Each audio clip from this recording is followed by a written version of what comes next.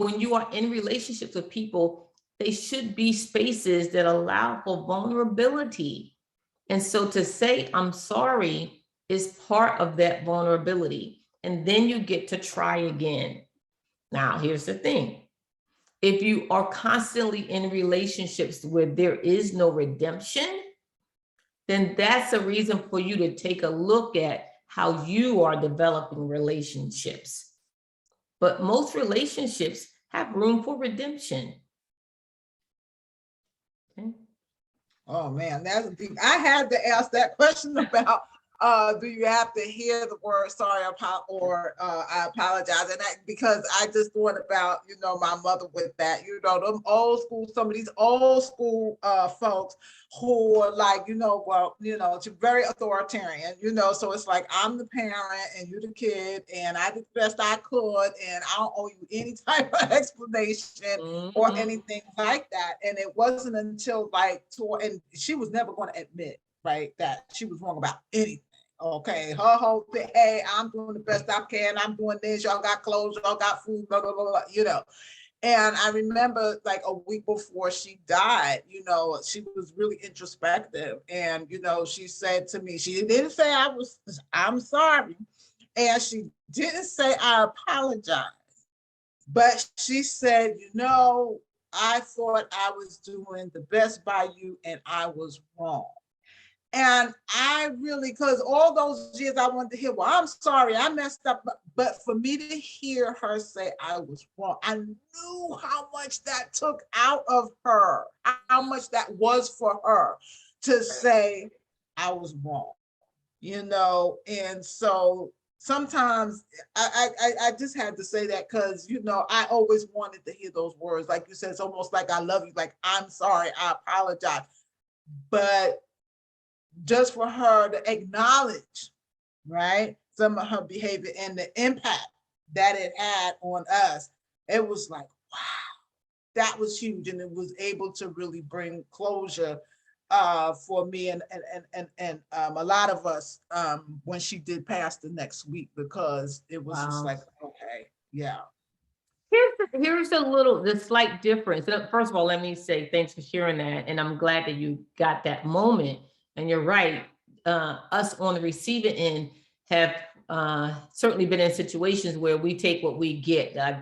People say that's the closest you're going to get to an apology. Well, that's the closest you're going to get to an I love you, right? And we settle for that because these are people that we care about and we accept them unconditionally, or at least under those conditions, we're still loving because that's our due diligence and our willingness to be connected to those people. But when we say, I know I was wrong, here's the thing. A lot of people, there's a lot of things I know I'm wrong about, but I'm not apologetic about. I don't feel sorry about. Like sometimes I'm like, I know I was wrong about that. I made that decision for a survival purpose. I made that decision because I really didn't care about the action toward that person. So there are times in my life where I've been wrong. I can acknowledge, yeah, that was wrong. Do I care about it? No, I don't care. It's wrong when I drive too fast. I'm not talking about these big infractions. Again, I'm talking about these everyday infractions. And so I'm wrong when I drive too fast. I'm wrong when I do this. I'm wrong when but doesn't necessarily mean that I'm sorry. It doesn't acknowledge it doesn't express my care for you in the process. When I say I was wrong and I'm sorry, it's that acknowledgement that I wish I had behaved differently toward you.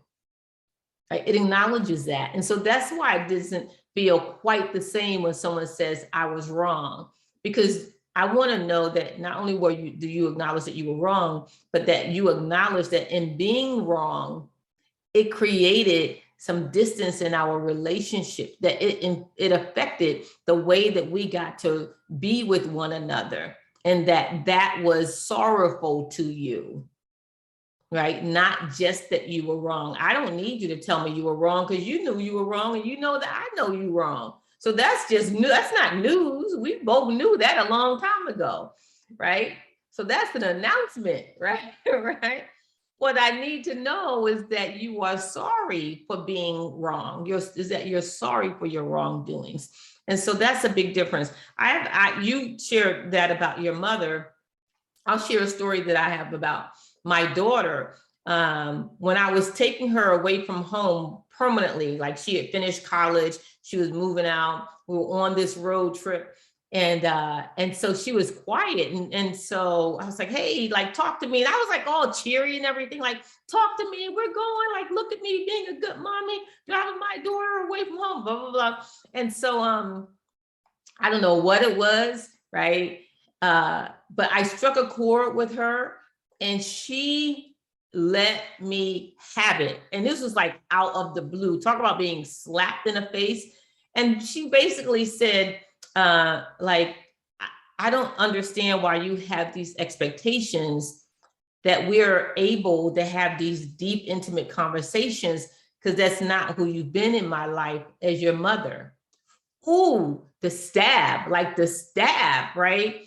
And so, and she said, and she was really, because, you know, this is what happens when you raise brilliant children, it comes back to bite you in the butt sometimes. And she was like, no, like, you on this, like, you're a great mom, like, you're this great mom. I know that you're there. I know that I can depend on you, blah, blah, blah. But like you, and I think what I interpreted from what she was saying is that my life with you have been quite task oriented, right? Like, cause it's like we have a lot of intimate moments. Like, you're taking me here, you're taking me there, you're doing all the right motherly things, but that did not create this relationship of intimacy between us, right? Girl, the tears just rolled down my face, I had never, like, this was the last thing in the world I ever expected my daughter to convey to me, right? And so, and she was mostly calm about it, but not always, you know, she had that little attitude too, right? And so I'm like, okay, keep calm, don't crash the car, right? And so I started crying, and she said, this is why I didn't want to say this to you, because I'm not trying to hurt your feelings. I'm just trying to give you information that you probably don't have about the way you and I exist together. So I could have went I'm your mama, I brought you in this world and I can take you out, and don't you ever touch. Like, some parents would have said that, right? I could have said oh, well, I did the best I could, you had better than I did. Some parents would have said that, right? There's a lot of reasons why I could have reacted differently. I didn't react at all. I immediately said, I'm sorry. I kept driving. When I got home back home to my own home in the space, the first thing I did was I sat down and I wrote her a poem, because that's my expression of love. I wrote her a poem, and a whole poem was a poem of apology. Like, oh, okay, I get it. It was like, I get it. This is the way I was behaving. This is the way I parented. This is the way and it was, the whole poem was an apology with a commitment to do something different with the next 20 years, right? And how I was gonna work on doing that. I sent her the poem. We never talked about it. She and I never talked about it. We just let it unfold. I never said, oh, did I do okay? Oh, did you forgive me? Like, I just wrote it out and I sent it to her. She and I have one of the closest relationships that I could imagine right now. I'm sure there's still a lot of things she doesn't tell me and stuff, but we're close now.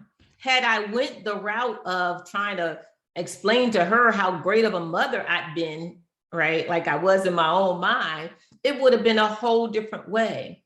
But my willingness to lean into the vulnerability and hear what she was saying, and then later let her know that I heard what she was saying, really made our relationship grow to a deeper level. And I knew that was the case when she made me go to a Drake concert with her. I'm like, okay, here we are. She was like, oh, I have 2 tickets to a Drake concert and I don't want anybody else to go with me. I want you to go with me. Wow. Right. So yeah, it was an overnight trip in LA that she had won with from her job and stuff. And so we had booth seats and all that stuff. And she was like, yeah, I want you to go. Like, you're my best friend. I want you to go. And so I was like, and so it pays off. This was like 5 years later, right? But it pays off. But leaning into that vulnerability is what makes those connections.